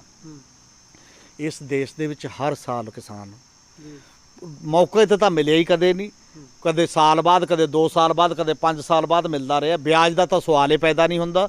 ਤੇ ਜਿਹਦੇ 'ਚ ਗਵਰਨਮੈਂਟ ਖੜੀ ਹੋਈ ਹੈ, ਜਿਹੜੇ ਐਗਰੀਮੈਂਟ 'ਚ ਗਵਰਨਮੈਂਟ ਦਾ ਆਰਡਰ ਹੈ, ਜੇ ਉਹ ਆਨਰ ਨਹੀਂ ਮਿਲਾਂ ਤੋਂ ਤੁਸੀਂ ਕਰਾ ਸਕਦੇ, ਤਾਂ ਜਿਹੜਾ ਕੱਲਾ ਸਮਝੌਤਾ ਕਿਸਾਨ ਤੇ ਕਾਰਪੋਰੇਟ ਦੇ ਵਿੱਚ ਹੋਏਗਾ ਉਹਨੂੰ ਕੌਣ ਕਰਾਏਗਾ ਜੀ? ਇਹ ਪ੍ਰੈਕਟਿਸ ਹੈ ਕੰਟਰੀ ਦੇ ਵਿੱਚ। ਔਰ ਦੂਜੀ ਗੱਲ ਇਹ ਹੈ, ਫਿਰ ਤੁਸੀਂ ਕਹਿ ਰਹੇ ਹੋ ਕਿ ਜੀ ਇਹਨਾਂ ਆਰਡੀਨੈਂਸ ਦੇ ਵਿੱਚ ਜੇਕਰ ਰੌਲਾ ਪੈ ਜੇ ਕੰਪਨੀ ਦੇ ਵਿੱਚ ਤੇ ਕਿਸਾਨ ਦੇ ਵਿੱਚ ਤਾਂ SDM ਇੱਕ ਬੋਰਡ ਬਣਾਏਗਾ। SDM ਬੋਰਡ ਕਿਹਦੇ ਬਣਾਏਗਾ? ਵੱਧ ਤੋਂ ਵੱਧ ਤਹਿਸੀਲਦਾਰ ਹੈ ਤੋਂ ਛੋਟਾ ਅਫਸਰ ਉਹਦੀ ਅਗਵਾਈ 'ਚ ਬਣਾ ਦੂਗਾ। ਉਹਦੇ ਕੋਲ ਜਾਓ, ਉਹ ਤੁਹਾਡੇ ਦੋਨਾਂ ਤਰ੍ਹਾਂ ਦੇ ਬਿਠਾ ਕੇ ਸਮਝੌਤਾ ਕਰਾ ਦੇਗਾ। ਜੇ ਤੁਹਾਨੂੰ ਫਿਰ ਵੀ ਕੋਈ ਇਤਰਾਜ਼ ਹੈ ਫਿਰ SDM ਫੈਸਲਾ ਕਰੂ। ਜੇ SDM ਤੋਂ ਵੀ ਇਤਰਾਜ਼ ਹੈ, ਵੱਧ ਤੋਂ ਵੱਧ ਅਪੀਲ DC ਤੱਕ ਜਾ ਸਕਦੀ ਹੈ। ਸਾਡੇ ਜਿਹੋ ਜਿਹਾ ਸਾਡੇ ਸੂਬੇ 'ਚ ਸਿਸਟਮ ਹੈ, ਅਸੀਂ ਜਾਂ ਤਾਂ ਕੋਈ ਹੋਰ ਆਦਰਸ਼ ਪਾਲਿਆ ਹੋਇਆ ਦਿਮਾਗ ਦੇ ਵਿੱਚ, ਸਾਡੇ ਤਾਂ SDM ਔਰ DC ਸਧਾਰਨ ਕਿਸਾਨ ਨੂੰ ਜਾਂ ਬਾਕੀ ਨੂੰ ਅੰਦਰ ਨਹੀਂ ਵੜਨ ਦਿੰਦਾ। ਇੱਕ ਚਪੜਾਸੀ ਨਹੀਂ ਅੰਦਰ ਵੜਨ ਦਿੰਦਾ, ਬਾਕੀ ਤਾਂ ਛੱਡੋ ਗੱਲਾਂ। ਤੇ ਕਾਰਪੋਰੇਟ ਸਾਹਮਣੇ, ਅੰਬਾਨੀਆਂ ਅਦਾਨੀਆਂ ਸਾਹਮਣੇ, ਜਿੱਥੇ ਚੀਫ ਮਿਨਿਸਟਰ ਸੂਬਿਆਂ ਦੇ ਟਾਈਮ ਮੰਗਦੇ ਨੇ ਹੱਥ ਜੋੜ ਜੋੜ, ਉਹਨਾਂ ਦੇ ਸਾਹਮਣੇ ਰੈੱਡ ਕਾਰਪੇਟ ਵਿਛਾਉਂਦੇ ਨੇ, ਉੱਥੇ ਕੀ ਔਕਾਤ ਹੈ ਇੱਕ ਐਸਡੀਐਮ ਦੀ ਤੇ ਡਿਪਟੀ ਕਮਿਸ਼ਨਰ ਦੀ ਕਿ ਉਹਨਾਂ ਦੇ ਖਿਲਾਫ ਚਲਾ ਜਾਏਗਾ। ਅਸੀਂ ਕੋਰਟ 'ਚੋਂ ਵੀ ਬਾਹਰ ਕੱਢਤਾ ਉਹਨੂੰ ਵੀ ਅਦਾਲਤ 'ਚ ਵੀ ਨਹੀਂ ਜਾ ਸਕਦਾ। ਹਾਲਾਂਕਿ ਅਦਾਲਤ 'ਚ ਵੀ ਕਿਸਾਨ ਨਹੀਂ ਜਿੱਤ ਸਕਦਾ, ਉਹਦੇ ਤੋਂ ਵਕੀਲ ਨਹੀਂ ਖੜੇ ਹੋਣੇ, ਪਰ ਇੱਕ ਪ੍ਰਸ਼ਾਸਨਿਕ ਅਧਿਕਾਰੀ ਲਾ ਕੇ ਇੱਕ ਛੋਟਾ ਜਿਹਾ ਉਹ ਇੱਕ ਲੜਾਈ ਹੋਏਗੀ ਉਸ ਪੱਧਰ ਦੇ ਉੱਤੇ ਕਿ ਇੱਕ ਜੈਂਟ ਹੋਏਗਾ ਜਿਹਦੇ ਵੱਡੇ ਵੱਡੇ ਵਕੀਲ ਕਿ ਕਿਸਾਨ, ਉਹ 'ਚ ਉਹਦੀ ਕੋਈ ਬੁੱਕਤ ਨਹੀਂ ਹੋ ਸਕਦੀ। ਇਹ ਵੈਸੇ ਹੀ ਖਾਮ ਖਿਆਲੀ ਤਾਂ ਹੋ ਸਕਦੀ ਹੈ, ਕਿਸਾਨ ਦਾ ਫਾਇਦਾ ਨਹੀਂ ਹੋ ਸਕਦਾ ਉਸ ਕੰਟਰੈਕਟ 'ਚ। ਹਾਂ, ਜੇ ਕੰਟਰੈਕਟ ਫਾਰਮਿੰਗ ਲਾਗੂ ਕਰਨੀ ਹੈ, ਗਵਰਨਮੈਂਟ ਕੰਪਨੀ ਨਾਲ ਕੰਟਰੈਕਟ ਕਰ ਲੇ, ਕਿਸਾਨ ਨਾਲ ਉਦੋਂ ਬਾਅਦ ਗਵਰਨਮੈਂਟ ਆਪ ਕਰ ਲੇ। ਜੇ ਉਦੋਂ ਘੱਟ ਪੈਸੇ ਦਿੰਦੀ ਆ ਕੰਪਨੀ ਜਾਂ ਠੱਗੀ ਕਰਦੇ ਤਾਂ ਗਵਰਨਮੈਂਟ ਜ਼ਿੰਮੇਵਾਰੀ ਲੈ, ਮੈਂ ਦੇਵਾਂਗੀ ਪੈਸੇ, ਫਿਰ ਸ਼ਾਇਦ ਕੋਈ ਕੰਟਰੈਕਟ ਫਾਰਮਿੰਗ ਦੀ ਗੱਲ ਹੋ ਸਕਦੀ ਹੈ, ਪਰ ਉਹਨੂੰ ਬਾਹਰ ਕੱਢ ਕੇ ਨਹੀਂ ਚੱਲ ਸਕਦਾ ਕੰਮ। ਇਹ ਕਿਸੇ ਵੀ ਤੀਜੀ ਗੱਲ, ਜਿਹੜਾ ਤੀਜਾ ਐਕਟ ਕਾਨੂੰਨ ਹੈ, ਉਹ ਹੈ ਜ਼ਖੀਰੇਬਾਜ਼ੀ ਦਾ ਸਵਾਲ। ਉਹ ਕਹਿੰਦੇ ਨੇ, ਮੈਂ ਤਾਂ ਬਹੁਤ ਦੇਰ ਦਾ ਕਹਿ ਰਿਹਾ, ਜੌਹਲ ਸਾਹਿਬ ਨੇ ਵੀ ਕਿਹਾ ਵੀ ਇਹ ਤਾਂ ਮਤਲਬ ਲਿਮਟ ਹਟਣੀ ਚਾਹੀਦੀ ਹੈ ਤਾਂ ਕਿ ਵੱਡੇ ਪਲੇਅਰ ਆ ਸਕਣ। ਵੱਡੇ ਪਲੇਅਰ ਦਾ ਮਤਲਬ ਫਿਰ ਕੀ ਹੋਏਗਾ ਜ਼ਖੀਰੇਬਾਜ਼ੀ ਨਾਲ? ਇੱਕ ਵੱਡੀ ਕੰਪਨੀ, ਕਿਉਂਕਿ ਖੁਰਾਕ ਇਸ ਸਮੇਂ ਸਭ ਤੋਂ ਮੁਨਾਫੇਖੋਰ ਧੰਦਾ ਹੈ ਦੁਨੀਆ ਦੇ ਵਿੱਚ, ਹਥਿਆਰਾਂ ਤੋਂ, ਡਰੱਗ ਤੋਂ ਤੀਜਾ ਧੰਦਾ ਖੁਰਾਕ ਹੈ, ਜਿਹੜਾ ਰੋਟੀ ਤਾਂ ਖਾਣੀ ਹੈ ਲੋਕਾਂ ਨੇ ਜਿੰਨਾ ਮਰਜ਼ੀ ਕਰ ਲਓ। ਉਹ ਜਦੋਂ ਵੱਡੀ ਕੰਪਨੀ ਆ ਜਾਊਗੀ ਔਰ ਉਹ ਪੂਰੇ ਸਟੇਟਾਂ ਦੇ ਵਿੱਚੋਂ ਮਤਲਬ ਵੱਡੇ ਪੱਧਰ ਤੇ ਚੀਜ਼ਾਂ ਖਰੀਦ ਕੇ ਰੱਖ ਲੇ, ਉਹਨੂੰ ਹੱਕ ਹੈ। ਇਦੋਂ ਬਾਅਦ ਕੋਈ, ਹੁਣ ਤਾਂ ਇਹ ਹੈ ਵੀ ਜੋ ਜ਼ਿਆਦਾ ਜ਼ਖੀਰੇਬਾਜ਼ੀ ਉਹ ਨਕਲੀ ਮਹਿੰਗਾਈ ਪੈਦਾ ਕਰ ਦਿੰਦੀ ਹੈ। ਉਹ ਕਹਿੰਦੇ ਮੈਂ ਨਹੀਂ ਦੇਣਾ ਮਾਰਕੀਟ ਦੇ ਵਿੱਚ, ਮੇਰੇ ਕੋਲ ਪਿਆ, ਮੇਰਾ ਸਮਾਨ ਹੈ, ਮੈਂ ਤਾਂ ਵੇਚਣਾ ਨਹੀਂ ਹੈ। ਇੱਕ ਪਿਛਲੇ ਦਿਨਾਂ ਦੌਰਾਨ ਜਿਵੇਂ ਕਰੋਨਾ ਦੀ ਜਿਹੜੀ ਗੱਲਬਾਤ ਚੱਲ ਰਹੀ ਹੈ, ਤੇ ਇੱਕ ਰਿਪੋਰਟ ਵੀ ਆਈ ਹੈ ਜਿਸ ਦੇ ਵਿੱਚ ਖਾਣ ਪੀਣ ਦੀਆਂ ਵਸਤਾਂ ਦੇ ਵਿੱਚ ਇਹ ਵਿਖਾਇਆ ਗਿਆ ਕਿ ਪੂਰੇ ਵਿਸ਼ਵ ਪੱਧਰ ਤੇ ਬੜਾ ਵੱਡਾ ਮੁਨਾਫਾ ਦਾ ਜਿਹੜਾ ਉਹਦੀ ਬੜੀ ਵੱਡੇ ਪੱਧਰ ਤੇ ਹੋਇਆ ਜਾਣੀ ਮੁਨਾਫਾ। ਨਹੀਂ, ਇਹ ਹਰ ਕਿਤੇ ਹੈ, ਮੁਨਾਫੇ ਵਾਲੇ ਬੰਦੇ ਨੇ ਤਾਂ ਲੋਕ ਭੁੱਖੇ ਮਰਦੇ ਨੇ ਤਾਂ ਕੀ ਲੈਣਾ। ਔਰ ਡਾਕਟਰ ਵੀ ਤੁਹਾਡੇ ਸਾਹਮਣੇ ਹੈ, ਕੋਈ ਪ੍ਰਾਈਵੇਟ ਡਾਕਟਰ ਹੈ, ਬੰਦਾ ਲੱਖ ਤਰਲੇ ਕੇ ਮੈਂ ਗਰੀਬ ਹਾਂ, ਉਹ ਕਹਿੰਦਾ ਮੇਰੀ ਫੀ ਮੈਂ ਅਸੀਂ ਤਾਂ ਇੰਨੇ ਚਾਰਜ ਕਰਦੇ ਹਾਂ ਭਾਈ ਸਾਹਿਬ, ਗਰੀਬ ਹੈ ਮੈਂ ਕੀ ਕਰਾਂ, ਜਿੱਥੋਂ ਮਰਜ਼ੀ ਲੈ ਕੇ ਆ। ਮੁਨਾਫਾ ਇਹ ਨਹੀਂ ਦੇਖਦਾ, ਇਨਸਾਨ ਨਹੀਂ ਦੇਖਦਾ, ਮੁਨਾਫਾ ਦੇਖਦਾ। ਇਸੇ ਤਰ੍ਹਾਂ ਜਦੋਂ ਵੱਡੀ ਕੰਪਨੀ ਵੱਡੇ ਪੱਧਰ ਤੇ ਪਿਆਜ਼ ਪੂਜ ਦਾ ਰੌਲਾ ਤਾਂ ਸਾਡੇ ਆਮ ਪੈਂਦਾ ਨਾ ਹਰੇਕ ਵਾਰ, ਪਰ ਉੱਥੇ ਸਾਡੇ ਕੋਲ ਇੱਕ ਕਾਨੂੰਨ ਸੀ, ਉੱਥੇ ਛਾਪੇ ਵੱਜ ਸਕਦੇ ਸੀ, ਉਹਦਾ ਜ਼ਖੀਰਾ ਜ਼ਬਰਦਸਤੀ ਗਵਰਨਮੈਂਟ ਆਰਡਰ ਕਰ ਸਕਦੀ ਸੀ ਕਿ ਮਾਰਕੀਟ 'ਚ ਲਿਆਓ ਤਾਂ ਕਿ ਲੋਕਾਂ ਦੀ ਮਹਿੰਗਾਈ ਘਟੇ। ਹੁਣ ਤੁਸੀਂ ਇਹ ਲਾਇਸੈਂਸ ਦੇਤਾ, ਉਹ ਕਹਿੰਦਾ ਵੀ ਕਾਨੂੰਨ ਮੇਰੇ ਨਾਲ ਹੈ ਜੀ, ਆਹ ਪਿਆ ਮੇਰਾ ਸਮਾਨ ਐਡੇ ਵੱਡੇ ਪੱਧਰ ਤੇ, ਮੈਂ ਵੇਚਣਾ ਨਹੀਂ ਚਾਹੁੰਦਾ, ਤੁਸੀਂ ਮੇਰੇ ਤੋਂ ਕਿਵੇਂ ਵਿਕ ਸਕਦੇ? ਮੈਂ ਤਾਂ ਇਹੀ ਚੀਜ਼ 2 ਮਹੀਨੇ ਨੂੰ ਜਦੋਂ ਲੋਕ ਬਿਲਕੁਲ ਲੱਕ ਜਾਣਗੇ 50 ਰੁਪਏ ਵਾਲੀ ਚੀਜ਼ 1000 ਦੀ ਵੇਚੂੰਗਾ। ਆਰਜੀ ਤੌਰ ਤੇ ਮਹਿੰਗਾਈ ਉਸ ਪੱਧਰ ਦੇ ਉੱਤੇ ਜਾਣਦਾ, ਇਹਦੇ ਨਾਲ ਗਰੀਬ ਆਦਮੀ ਮਾਰਿਆ ਜਾਏਗਾ, ਇਕੱਲਾ ਕਿਸਾਨ ਦਾ ਸਵਾਲ ਨਹੀਂ ਜਿਹੜੇ ਰੋਜੀ ਰੋਟੀ ਦਾ। ਹੁਣ ਤਾਂ ਕਿਸਾਨ ਚੱਲਦਾ ਸਾਰਿਆਂ ਦੀ, ਜੇ MSP ਤੈਅ ਹੁੰਦੀ ਹੈ ਉਹ 'ਚ ਕਹਿੰਦੇ ਨੇ ਵੀ ਇੱਕ ਹੱਦ ਤੋਂ ਨਾ ਵੱਧ ਜੇ, ਕਿਉਂਕਿ ਗਰੀਬ ਕਿੱਥੋਂ ਖਾਊਗਾ। ਕੱਲ ਨੂੰ ਜ਼ਖੀਰੇਬਾਜ਼ੀ ਕਰਕੇ ਤੁਸੀਂ ਕੰਪਨੀ ਕੋਲ ਇੰਨਾ ਭੰਡਾਰ ਕਰ ਦਿਓ, ਫਿਰ ਗਰੀਬ ਕਿੱਥੋਂ ਖਾਊਗਾ? ਇਹ ਵੀ ਹੋ ਸਕਦਾ ਸਰ ਵੀ ਕੁਝ ਕੰਪਨੀ ਕਿਉਂਕਿ ਉੱਪਰ ਵੱਡੇ ਦੇ ਨਾਲ ਕੁਝ ਥੋੜੀ ਗਿਣਤੀ ਉਹਨਾਂ ਦੀ, ਉਹ ਆਪਸ 'ਚ ਇਕੱਠੇ ਹੋ ਕੇ ਸਲਾਹ ਕਰ ਲੈਣ ਵੀ ਅੱਜ ਇੰਨੇ ਟਰੱਕ ਇੱਥੇ ਭੇਜਾਂਗੇ, ਅੱਜ ਇੰਨੇ ਇਦਾਂ। ਨਹੀਂ, ਕਾਰਟਲ ਹੈਗੇ ਹੀ ਨੇ। ਵਾਲਮਾਰਟ ਅਮਰੀਕਾ ਦੀ ਸਭ ਤੋਂ ਵੱਡੀ ਕੰਪਨੀ ਆ, 50 ਸਾਲ ਤੋਂ ਜ਼ਿਆਦਾ ਹੋ ਗਏ ਜਿਹੜੀ ਖੁਰਾਕ ਦੇ ਧੰਦੇ 'ਚ। ਅਮਰੀਕਾ 'ਚ ਹੀ ਸਭ ਤੋਂ ਜ਼ਿਆਦਾ ਉਹਦਾ ਵਿਰੋਧ ਹੋ ਰਿਹਾ, ਸਭ ਤੋਂ ਵੱਡਾ ਵਿਰੋਧ ਇਸੇ ਕਰਕੇ ਹੋ ਰਿਹਾ ਕਿਉਂਕਿ ਉਹ ਨਾ ਕਿਸਾਨ ਨੂੰ ਫਾਇਦਾ ਹੋਇਆ ਉਹਦਾ ਕੋਈ, ਤੇ ਖੁਰਾਕ ਦੇ ਪੱਖ ਤੇ ਉਹਦਾ 90% ਤੇ ਕਬਜ਼ਾ ਹੋ ਗਿਆ। ਔਰ ਇਸੇ ਤਰ੍ਹਾਂ ਹੀ ਜਿਹੜੀਆਂ ਇਹ ਕੰਪਨੀਆਂ ਖੁਰਾਕ 'ਚ ਸਾਡੇ ਹੁਣ ਆ ਰਹੀਆਂ ਨੇ, ਰਿਲਾਇੰਸ ਆ ਰਹੀ ਹੈ, ਜਿਹੜੀਆਂ ਸਾਡੀਆਂ ਆ ਰਹੀਆਂ ਨੇ, ਹੌਲੀ ਹੌਲੀ ਫਿਰ ਇੱਕ ਖਾਸ ਵਜ੍ਹਾ ਤੋਂ ਬਾਅਦ ਇੱਕ ਕਾਰਟਲ ਬਣ ਜਾਂਦਾ। ਉਹਨੂੰ ਕਾਰਟਲ ਕਹਿੰਦੇ ਨੇ। ਉਹ ਕੰਪਰੋਮਾਈਜ਼ ਇੱਕ ਕੰਪਨੀ ਵੱਡੀ ਬਣਾ ਲੈਂਦੀਆਂ ਨੇ ਵੀ ਤੇਰਾ ਸ਼ੇਅਰ ਇੰਨਾ, ਮੇਰਾ ਇੰਨਾ, ਤੇ ਉਹ ਚੀਜ਼ਾਂ ਹੀ ਨਹੀਂ ਵੱਧਦੀਆਂ। ਔਰ ਇਹ ਦੁਨੀਆ ਦਾ ਇੱਕ ਅਧਿਐਨ ਹੈ ਕਿ ਜਿੱਥੇ ਮਾਲ ਖੁੱਲ੍ਹੇ ਨੇ ਵੱਡੇ, ਜਿਵੇਂ ਰਿਲਾਇੰਸ ਦਾ ਮਾਲ ਖੁੱਲ੍ਹ ਗਿਆ, ਵਾਲਮਾਰਟ ਦਾ, ਇਹ ਵਾਲਮਾਰਟ ਦਾ ਆਪਦਾ ਇੱਕ ਅਧਿਐਨ ਹੈ ਕਿ ਜਿੱਥੇ ਉਹਦਾ ਇੱਕ ਸਟੋਰ ਖੁੱਲ੍ਹ ਗਿਆ ਵੱਡਾ, 1700 ਦੁਕਾਨ ਉੱਜੜ ਗਈ ਇੱਕ ਖੁੱਲ੍ਹਣ ਦੇ ਨਾਲ। ਔਰ ਇਹਦੇ ਨਾਲ ਫਿਰ ਇਹ ਹੋਏਗਾ ਕਿ ਖੁਰਾਕ ਦੀਆਂ ਜਿਹੜੀਆਂ ਬਾਕੀ ਚੀਜ਼ਾਂ 'ਚ ਜਦੋਂ ਧੰਦਾ ਉਹਦੇ ਕੋਲ ਹੋ ਜਾਊਗਾ, ਛੋਟਾ ਪਰਚੂਨ ਵਾਲਾ, ਛੋਟੇ ਬਾਕੀ ਦੇ ਬੰਦੇ ਇੱਧਰ ਉੱਧਰਲੇ, ਉਹਨਾਂ ਦੇ ਉਜਾੜੇ ਦਾ ਵੀ ਇਹ ਸਾਧਨ ਹੋਏਗਾ। ਤੇ ਇਸੇ ਐਕਟ ਦੇ ਵਿੱਚ ਇੱਕ ਹੋਰ ਸੀ, ਕਿਉਂਕਿ ਸਟੇਟ ਸਬਜੈਕਟ ਹੈ ਇਹਨਾਂ ਐਕਟਾਂ ਦੇ ਨਾਲ, ਇਹ ਸਾਰੇ ਖੇਤੀ ਦਾ ਮਾਰਕੀਟਿੰਗ ਦਾ ਵੀ ਅੰਦਰੂਨੀ ਤੇ ਖੇਤੀ ਦਾ ਆਪਦਾ ਧੰਦਾ ਵੀ ਸਟੇਟ ਸਬਜੈਕਟ ਸੀ। ਹੁਣ ਇਹ ਕੇਂਦਰ ਸਰਕਾਰ ਦੇ ਕੰਟਰੋਲ 'ਚ ਮਾਰਕੀਟਿੰਗ ਚਲੀ ਗਈ ਟੋਟਲੀ। ਉਹਦੇ ਨਾਲ ਜਿਹੜਾ ਮੰਡੀ ਬੋਰਡ ਨੂੰ ਪੈਸਾ ਮਿਲਦਾ ਸੀ ਜਿਹੜਾ ਬਾਕੀ ਦਾ, ਉਹ ਚਲਾ ਜਾਏਗਾ। ਜੌਹਲ ਸਾਹਿਬ ਕਹਿੰਦੇ ਨੇ ਵੀ ਮੈਂ ਉਹ ਤੋਂ ਤਾਂ ਕੀ ਲੈਣਾ, ਸਰਕਾਰ ਲਾ ਦੇਵੇ ਜੇ ਲਾਉਣਾ ਹੈ ਟੈਕਸ। ਸਰਕਾਰ ਕਿਵੇਂ ਲਾ ਦੇਗੀ? ਇੱਕ ਕਾਨੂੰਨ ਬਣ ਗਿਆ, ਇੱਕ ਕਾਨੂੰਨ ਬਣ ਗਿਆ ਕਿ ਤੁਸੀਂ ਆਪਦਾ ਸਟੇਟ ਆਪਦੀ ਮੰਡੀ 'ਚ ਲਾ ਸਕਦੇ, ਬਾਹਰ ਨਹੀਂ ਲਾ ਸਕਦੀ, 0 ਟੈਕਸ ਹੈ। ਤਾਂ ਜਿਹੜਾ ਵੀ ਬੰਦਾ ਆਊਗਾ, ਹੁਣ ਜਿਹੜੀ ਕੰਪਨੀ ਆਊਗੀ ਉਹ 0 ਟੈਕਸ ਵਾਲਾ ਖਰੀਦੂਗੀ। ਸਾਡੇ ਹੈਗਾ 8.5% ਟੈਕਸ ਦੂਜੀ ਮੰਡੀ 'ਚ, ਜੇ ਤੁਸੀਂ ਉਹ ਨਹੀਂ ਬੰਦ ਕਰਦੇ, ਮੰਨ ਲਓ ਵੀ ਅਸੀਂ ਕਿਹੜਾ ਉਹ ਬੰਦ ਕੀਤੀ ਹੈ ਜੀ।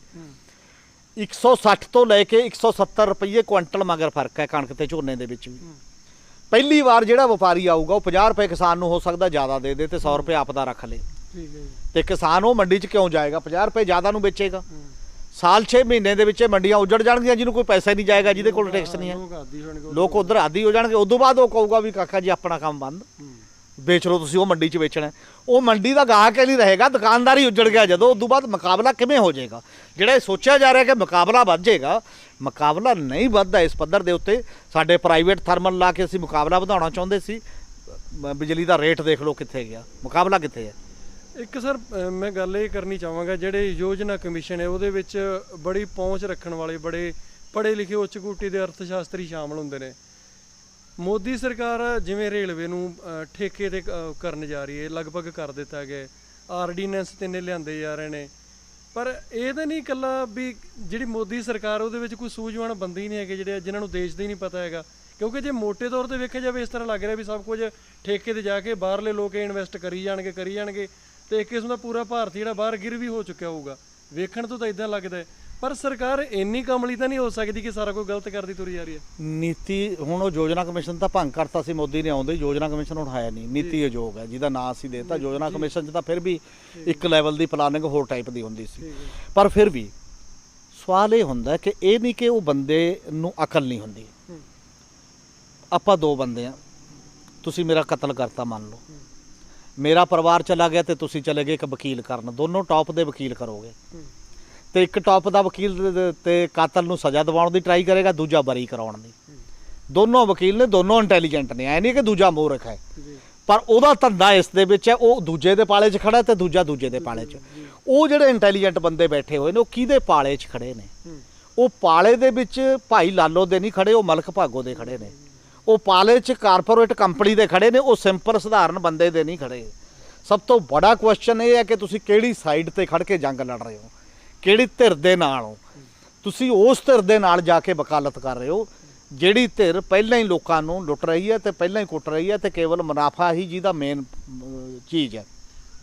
ਉਸ ਧਿਰ ਦੇ ਨਾਲ ਨਹੀਂ ਆ ਰਹੇ ਜਿਹੜੀ ਧਿਰ ਮਿਹਨਤ ਮਸ਼ੱਕਤ ਕਰਕੇ ਕਹਿੰਦੀ ਹੈ ਜ਼ਿੰਦਗੀ ਬਿਹਤਰ ਬਣਨੀ ਚਾਹੀਦੀ ਹੈ, ਲੁੱਟ ਨਾਲ ਨਹੀਂ ਬਣਨੀ ਚਾਹੀਦੀ। ਔਰ ਨਾਰਮਲੀ ਗੁਰੂ ਨਾਨਕ ਸਾਹਿਬ ਜਦੋਂ ਕਹਿੰਦੇ ਨੇ ਪਾਪਾਂ ਬਾਝੋਂ ਹੋਵੇ ਨਹੀਂ ਮੋਇਆਂ ਸਾਥ ਨਾ ਜਾਏ। ਔਰ ਜਿਹੜੀ ਐਡੀ ਵੱਡੀ ਦੌਲਤ ਹੈ, ਤੁਸੀਂ ਪਾਪ ਕਰਨ ਵਾਲਿਆਂ ਨਾਲ ਖੜੇ ਹੋ ਜਿਨ੍ਹਾਂ ਨੇ ਪਾਪ ਕਰ ਕਰ ਲੋਕਾਂ ਦੇ ਨਸਤਰ ਲਾ ਪੈਸੇ ਕਮਾਉਣੇ ਨੇ।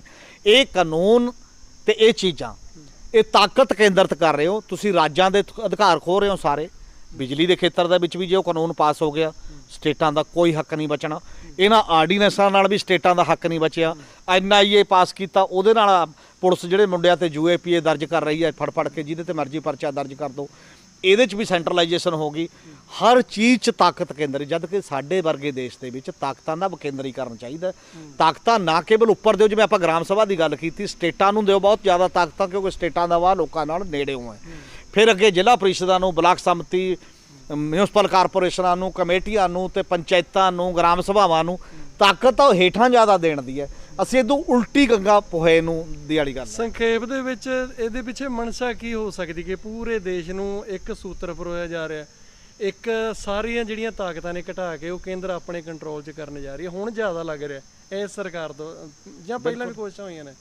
ਨਹੀਂ, ਪਹਿਲਾਂ ਵੀ ਕੋਸ਼ਿਸ਼ਾਂ ਹੋ ਰਹੀਆਂ। ਪਹਿਲੇ ਵੈਸੇ ਤਾਂ ਸੰਵਿਧਾਨ ਹੀ ਸ਼ੁਰੂ ਤੋਂ ਹੀ ਇਹ ਇਤਰਾਜ਼ ਹੁੰਦਾ ਰਿਹਾ ਸਾਡੇ ਦੇਸ਼ ਦੇ ਵਿੱਚ ਕਿ ਉਹ ਪੂਰੀ ਤਰ੍ਹਾਂ ਫੈਡਰਲ ਨਹੀਂ ਹੈ, ਉਹ ਜ਼ਿਆਦਾ ਤਾਕਤਾਂ ਕੇਂਦਰ ਨੂੰ ਦਿੰਦਾ। ਜੇ ਤੁਸੀਂ ਥੋੜ੍ਹਾ ਜਿਹਾ ਦੇਖੋ ਕਿ ਉਦੋਂ ਵੀ ਇੱਕ ਮਿਨੋਰਟੀ ਦੀ ਘੱਟ ਗਿਣਤੀਆਂ ਦੀ ਸਬ ਕਮੇਟੀ ਬਣੀ ਸੀ, 2 ਸਿੱਖ ਲੀਡਰਾਂ ਦੇ ਵੀ ਦਸਤਖਤ ਸੀ, ਪਰ ਉਦੋਂ ਬਾਅਦ ਉਹਨਾਂ ਨੇ ਸੰਵਿਧਾਨ ਤੇ ਦਸਤਖਤ ਕਰਨ ਤੋਂ ਮਨਾ ਕਰਤਾ ਕਿ ਸਾਡੀ ਗੱਲ ਸੁਣੀ ਨਹੀਂ ਗਈ। ਘੱਟ ਗਿਣਤੀਆਂ ਨੇ ਇਸੇ ਕਰਕੇ ਆਜ਼ਾਦੀ ਆਉਣ ਤੋਂ ਤੁਰੰਤ ਬਾਅਦ ਜਿਹੜੇ ਆਗੂ ਜੇਲ੍ਹ 'ਚ ਗਏ ਉਹ ਸਾਰੀਆਂ ਘੱਟ ਗਿਣਤੀਆਂ। ਸਭ ਤੋਂ ਪਹਿਲਾਂ ਮਾਸਟਰ ਤਾਰਾ ਸਿੰਘ, ਦੂਜਾ ਸ਼ੇਖ ਅਬਦੁੱਲਾ, ਤੀਜਾ ਲਾਲ ਡਿੰਗ, ਤਿੰਨੋਂ ਇਸ ਦੇਸ਼ ਦੀਆਂ ਵੱਡੀਆਂ ਘੱਟ ਗਿਣਤੀਆਂ ਸੀ। ਆਜ਼ਾਦੀ ਤੋਂ ਤੁਰੰਤ ਬਾਅਦ ਇਹਨਾਂ ਨੇ ਕੁਰਬਾਨੀਆਂ, ਇਸ ਲਈ ਉੱਥੇ ਇਤਰਾਜ਼ ਬੜਾ ਸ਼ੁਰੂ ਤੋਂ ਹੀ ਰਿਹਾ। ਪਰ ਹੁਣ ਆਉਂਦੇ ਆਉਂਦੇ ਇਹ ਤਾਂ ਸੰਘੀ ਦੱਬੀ ਜਾ ਰਹੀ ਹੈ, ਜਿੰਨਾ ਕੁ ਵੀ ਮਾੜਾ ਮੋਟਾ ਹੈ ਉਹਨੂੰ ਵੀ।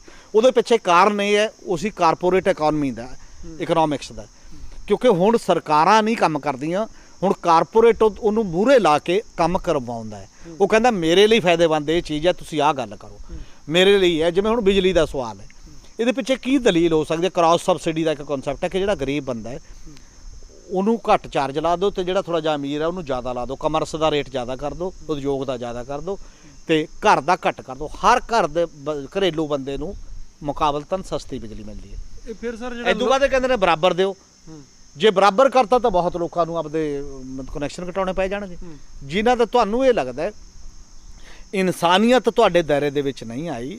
ਜੇ ਬੰਦੇ ਮਰ ਜਾ ਰਹੇ ਨੇ ਬੇਇਲਾਜ, ਜੇ ਬੰਦੇ ਅਨਪੜ੍ਹ ਰਹਿ ਰਹੇ ਨੇ, ਜੇ ਬੰਦੇ ਰੋਟੀ ਕਨੋਂ ਭੁੱਖ ਨਾਲ ਮਰ ਰਹੇ ਨੇ, ਜੇ ਤੁਹਾਡਾ ਕੰਸਰਨ ਨਹੀਂ ਹੈ ਤਾਂ ਤੁਸੀਂ ਇਨਸਾਨ ਹੋਣ ਦੇ ਵਾਸਤੇ ਜਿਹੜੇ ਗੁਣ ਚਾਹੀਦੇ ਹੁੰਦੇ ਨੇ, ਜਿਹਦੇ 'ਚ ਦਿਆਲਤਾ, ਜਿਹਦੇ 'ਚ ਲੋਕ ਭਲਾਈ, ਜਿਹਦੇ 'ਚ ਬਾਕੀ, ਤੁਸੀਂ ਇਨਸਾਨ ਨਹੀਂ ਰਹਿ ਰਹੇ, ਤੁਸੀਂ ਮਸ਼ੀਨ ਬਣਦੇ ਜਾ ਰਹੇ ਹੋ। ਸੋਸਾਇਟੀ ਦਾ ਇਹ ਬਹੁਤ ਵੱਡਾ ਡਰਾਬੈਕ ਹੈ ਕਿ ਅਸੀਂ ਮਸ਼ੀਨਾਂ ਪੈਦਾ ਕਰਨਾ ਸ਼ੁਰੂ ਕਰਤੀਆਂ, ਅਸੀਂ ਇਨਸਾਨ ਨਹੀਂ ਪੈਦਾ ਕਰ ਰਹੇ। ਇਸ ਦਾ ਮਤਲਬ ਕਿ ਜਿਹੜਾ ਆਉਣ ਵਾਲੇ ਸਮੇਂ ਜਿਹੜਾ ਲੋਕਾਂ ਦਾ ਤੌਖਲ ਹੈ ਕਿ ਜਿਵੇਂ ਕੇਂਦਰ ਕੋਲ ਕੰਟਰੋਲ ਨਾ ਹੋਣ ਦੀ ਬਜਾਏ ਇੱਕ ਵੱਡੇ ਧਨਾਡਾਂ ਕੋਲ ਸਾਰੀ ਪਾਵਰ ਇਕੱਠੀ ਹੋ ਰਹੀ ਹੈ, ਇਹ ਵੀ ਫਿਰ ਹੋ ਸਕਦਾ ਕਿਉਂਕਿ ਵਪਾਰੀ ਨੇ ਤਾਂ ਆਪਣਾ ਬਿਜ਼ਨਸ ਵੇਖਣਾ, ਤੁਹਾਡੇ ਸ਼ਬਦਾਂ 'ਚ ਜਿਵੇਂ ਵੀ ਜਿੱਧਰ ਉਹਨੂੰ ਫਾਇਦਾ ਲੱਗਣਾ ਉਹ ਕਰਨਾ। ਫਿਰ ਇਹ ਵੀ ਹੋ ਸਕਦਾ ਪੂਰੇ ਦੇਸ਼ ਦਾ ਢਾਂਚਾ ਹੀ ਜਿਹੜਾ ਕਿਸੇ ਵੱਡੇ ਅਮੀਰ ਨੂੰ ਉੱਥੋਂ ਲੈ ਕੇ ਆਪਣੇ ਸ਼ੇਅਰ ਮਾਰਕੀਟ ਹੋਰ ਵਧਾ ਲਏ ਜਾਣ, ਪਾਵਰ ਵਧਾ ਨਹੀਂ, ਉਹਨੇ ਕੀ ਲੈਣਾ, ਉਹਨਾਂ ਕੋਲੇ ਹੀ ਆ ਹੁਣ ਜਿਹੜਾ ਸਿਸਟਮ ਹੈ ਜਿਹੋ ਜਿਹਾ ਸਾਡੇ ਚੋਣ ਪ੍ਰਬੰਧ ਬਣ ਗਿਆ, ਚੋਣ ਪ੍ਰਬੰਧ ਇੰਨਾ ਮਹਿੰਗਾ ਬਣ ਗਿਆ ਕਿ ਉਹ ਉਹਨਾਂ ਦੇ ਵੱਡੇ ਹਜ਼ਾਰਾਂ ਕਰੋੜ ਰੁਪਏ ਦੇ ਫੰਡ ਤੋਂ ਬਿਨਾਂ ਲੜੀ ਹੋ ਨਹੀਂ ਜਾ ਸਕਦੀ।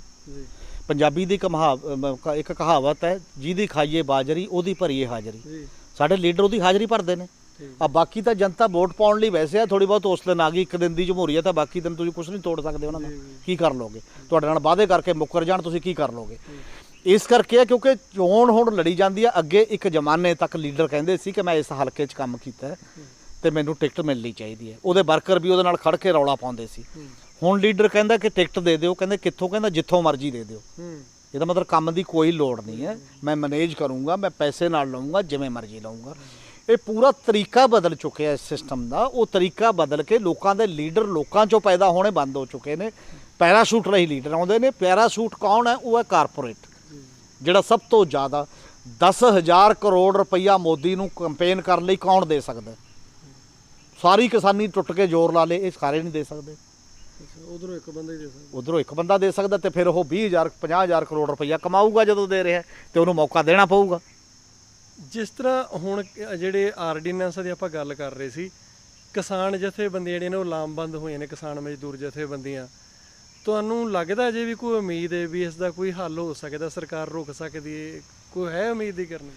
ਹਾਂ, ਮੈਨੂੰ ਇਹ ਲੱਗਦਾ ਕਿ ਲਾਸਟ ਜਿਹੜਾ ਤਰੀਕਾ ਹੁੰਦਾ ਦਬਾਅ, ਉਹ ਲੋਕਾਂ ਦਾ ਹੀ ਹੁੰਦਾ। ਜੇ ਲੋਕ ਇਕੱਠੇ ਹੋ ਜਾਣ, ਪਬਲਿਕ ਓਪੀਨੀਅਨ ਨੂੰ, ਲੋਕਾਂ ਦੀ ਜੱਦੋ-ਜਹਿਦ ਨੂੰ ਮਤਲਬ ਨਜ਼ਰਅੰਦਾਜ਼ ਕਰਕੇ ਕੋਈ ਸਰਕਾਰ ਨਹੀਂ ਚੱਲ ਸਕਦੀ। ਜਿੱਦਾਂ ਮਰਜ਼ੀ ਕਾਰਪੋਰੇਟ ਕੰਟਰੋਲ ਹੋਏ, ਆਫਟਰ ਆਲ ਰਾਜ ਤਾਂ ਲੋਕਾਂ ਤੇ ਕਰਨਾ ਨਾ। ਤੇ ਜੋ ਲੋਕ ਸਿਆਣੇ ਹੋ ਕੇ ਰਿਵੋਲਟ ਕਰਦੇ ਨੇ, ਅਮਰੀਕਾ ਹੈ ਤੁਹਾਡੇ ਸਾਹਮਣੇ, ਰਾਜ ਤਾਂ ਉੱਥੇ ਵੀ ਕਾਰਪੋਰੇਟ ਹੈ। ਇੱਕ ਬਲੈਕ ਦੇ ਗੋਡਾ ਰੱਖ ਕੇ ਮਾਰਿਆ ਟਰੰਪ ਨੂੰ, 3 ਦਿਨ ਭੋਰੇ 'ਚ ਛੁਪਣਾ ਪਿਆ, ਤੇ ਅੱਜ ਤੱਕ ਪੁਲਿਸ ਮਾਫੀਆ ਮੰਗ ਰਹੀ ਹੈ। ਬੁਰਾ ਹਾਲ ਹੈ, ਸਾਰੇ ਲੋਕ ਸੜਕਾਂ ਤੇ ਨੇ ਕਰੋਨਾ ਦੇ ਬਾਵਜੂਦ। ਜੇ ਸਾਡੇ ਲੋਕ ਵੀ ਇਸ ਤਰ੍ਹਾਂ ਦਾ ਏਕਾ ਕਰਕੇ ਆਉਣਗੇ ਤਾਂ ਵਿਡਰਾ ਕਰਨਾ ਪਊਗਾ, ਹੋਰ ਕੋਈ ਚਾਰਾ ਹੀ ਨਹੀਂ ਹੈ, ਵਾਪਸ ਲੈਣਾ ਪਏਗਾ। ਉਹੀ ਮੋਦੀ ਸਰਕਾਰ ਜਦੋਂ ਆਈ ਹੈ 2014 'ਚ, ਲੈਂਡ ਐਕੁਇਜੀਸ਼ਨ ਐਕਟ 2013 'ਚ ਅਮੈਂਡ ਕਰਨ ਦਾ ਉਹਨਾਂ ਨੇ ਫੈਸਲਾ ਕਰ ਲਿਆ ਸੀ, ਬਿੱਲ ਬਣ ਗਿਆ ਸੀ। ਇੱਕ ਦੇਸ਼ 'ਚ ਬਹੁਤ ਵੱਡਾ ਕਿਸਾਨ ਅੰਦੋਲਨ ਉੱਭਰਿਆ, ਵਾਪਸ ਹੋ ਗਿਆ। ਕਿਸਾਨ ਯੂਨੀਅਨ ਜਿਹੜੀਆਂ ਨੇ ਉਹਨਾਂ ਨੂੰ ਤੁਸੀਂ ਆਪਣੀ ਨਜ਼ਰ ਦੇ ਵਿੱਚ ਕਿਸ ਤਰ੍ਹਾਂ ਉਹਨਾਂ ਦਾ ਕੰਮਕਾਜ ਵੇਖ ਰਹੇ ਹੋ, ਜਾਂ ਉਹਨਾਂ ਨੂੰ ਕੀ ਕਰਨਾ ਚਾਹੀਦਾ? ਮੈਨੂੰ ਲੱਗਦਾ ਕਿ ਅਜੇ ਬਹੁਤ ਕੁਝ ਕਰਨ ਦੀ ਲੋੜ ਹੈ। ਸਾਡੇ ਇੱਕ ਤਾਂ ਜਥੇਬੰਦੀਆਂ ਬਹੁਤ ਟੁਕੜਿਆਂ 'ਚ ਵੰਡੀਆਂ ਹੋਈਆਂ ਨੇ, ਗਿਣਤੀ ਬਹੁਤ ਜ਼ਿਆਦਾ ਹੈ, ਔਰ ਉਹਦੇ 'ਚ ਆਪਣੀ ਆਪਣੀ ਵਿਚਾਰਧਾਰਾ ਕਰਕੇ ਵੀ ਹੈ, ਲੀਡਰਾਂ ਦੀ ਹਉਮੈ ਕਰਕੇ ਵੀ ਹੈ, ਤੇ ਬਹੁਤ ਕਾਰਨਾਂ ਕਰਕੇ ਹੈ। ਹੁਣ ਹੋਂਦ ਦਾ ਮੁੱਦਾ ਹੈ ਇਹ ਛੋਟਾ ਮੁੱਦਾ ਨਹੀਂ। ਚਲੋ ਬਖਰੇਵੇਂ ਹੁੰਦੇ ਨੇ, ਪਰਿਵਾਰਾਂ 'ਚ ਵੀ ਹੁੰਦੇ ਨੇ, ਬਖਰੇਵੇਂ ਰਹਿਣਗੇ ਵੀ, ਅਲੱਗ-ਅਲੱਗ ਹੋ ਵੀ ਸਕਦੇ ਨੇ, ਪਰ ਇਹ ਪੰਜਾਬ ਦੀ ਹੋਣੀ ਨਾਲ ਜੁੜਿਆ ਮੁੱਦਾ। ਜੇ ਪੰਜਾਬ ਬਚੂਗਾ ਤਾਂ ਯੂਨੀਅਨਾਂ ਤੇ ਜਥੇਬੰਦੀਆਂ ਤੇ ਪਾਰਟੀਆਂ ਤੇ ਬੰਦੇ ਬਚਣਗੇ। ਇਸ ਲਈ ਹੁਣ ਸਾਰੇ ਮਤਭੇਦ ਘੱਟੋ ਘੱਟ ਕੁਝ ਮੋਟੇ ਮੁੱਦਿਆਂ ਤੇ ਜਿਹਦੇ ਤੇ ਸਾਰੇ ਹੀ ਸਹਿਮਤ ਨੇ, ਉਹਨਾਂ ਨੂੰ ਸਾਰੀਆਂ ਗੱਲਾਂ ਭੁਲਾ ਕੇ ਮੇਰਾ ਖਿਆਲ ਹੈ ਇਕਜੁੱਟ ਹੋ ਕੇ ਲੜਨਾ ਪਊਗਾ, ਸਾਂਝਾ।